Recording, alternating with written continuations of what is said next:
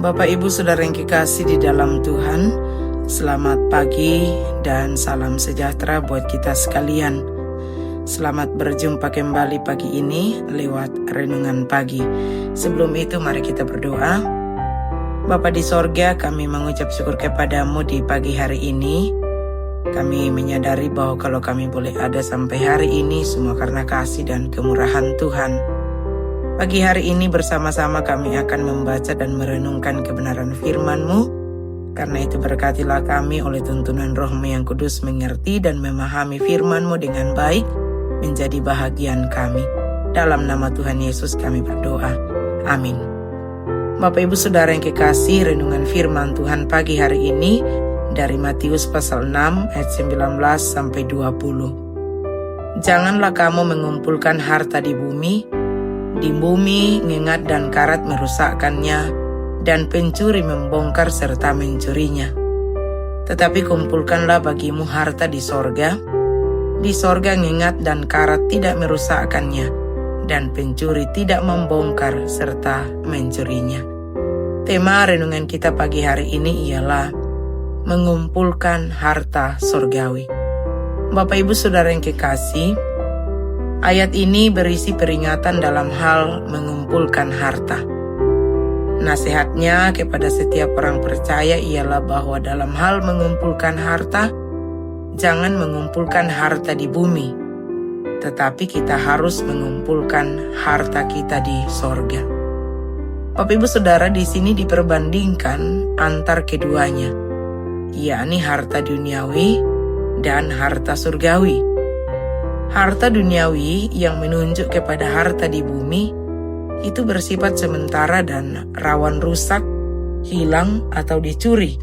Seperti contoh pakaian yang dirusak karena ngengat, logam yang berkarat, atau harta yang dicuri oleh pencuri.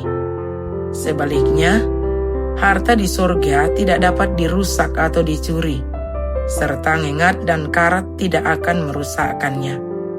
Harta surgawi ini bersifat abadi, sementara harta duniawi bersifat sementara. Nah, Bapak Ibu Saudara, makna dari pesan firman Tuhan di sini ialah bahwa kita tidak boleh menganggap harta duniawi itu sebagai hal yang paling utama dalam kehidupan kita. Menganggapnya sebagai hal yang paling berharga atau yang paling bermanfaat bagi diri kita. Kita jangan terus-menerus mengejarnya dan terobsesi untuk terus memperbanyak jumlahnya seperti yang dilakukan oleh orang-orang dunia. Seakan-akan bahwa kita tidak akan pernah tahu kapan semuanya ini sudah cukup bagi kita. Kita tidak boleh mengandalkannya untuk masa depan kita, untuk dijadikan jaminan dan persediaan yang cukup bagi masa mendatang. Janganlah kita berkata kepada emas, engkaulah perlindunganku. Sebaliknya Bapak Ibu Saudara, kita harus lebih berfokus kepada harta di sorga. Dalam artian bahwa perhatian kita haruslah lebih dipusatkan pada hal-hal yang berhubungan dengan kehidupan kekal atau berhubungan dengan sorga. Contohnya adalah pengembangan karakter Kristiani, iman, pengharapan, kasih, dan pengetahuan tentang Allah. Mengumpulkan harta di sorga adalah seperti berinvestasi dalam hal-hal yang memberikan keuntungan dalam jangka panjang di dalam kerajaan Allah. Dan hal ini dilakukan di dunia ini dengan memberi bagi pekerjaan Tuhan, membantu orang-orang yang membutuhkan, dan lain sebagainya. Karena itu Bapak Ibu Saudara yang kekasih, kumpulkanlah harta sebanyak-banyaknya di sorga dengan hidup dalam tri panggilan gereja, yakni hidup bersekutu, hidup bersaksi, dan hidup melayani. Harta di sorga tersimpan dengan sangat baik dan tidak akan pernah hilang. Suatu waktu kita akan menerima sesuai dengan kadar pekerjaan kita. Amin. Atas firman Tuhan mari kita berdoa. Bapa di sorga, terima kasih untuk kebenaran firman-Mu. Kami boleh renungkan bersama sejenak pagi hari ini.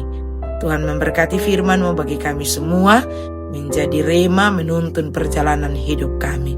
Berkati kami semua menjalani hari ini Pelihara kami, jaga, lindungi, dan tuntun kami. Biarlah hidup kami memuliakan Tuhan, bahkan berkati apa yang kami kerjakan, dibuat Tuhan berhasil. Dalam nama Tuhan Yesus kami berdoa. Amin. Bapak Ibu Saudara yang kekasih, demikian renungan firman Tuhan pagi hari ini. Selamat pagi, selamat beraktivitas. Tuhan memberkati kita semua. Amin.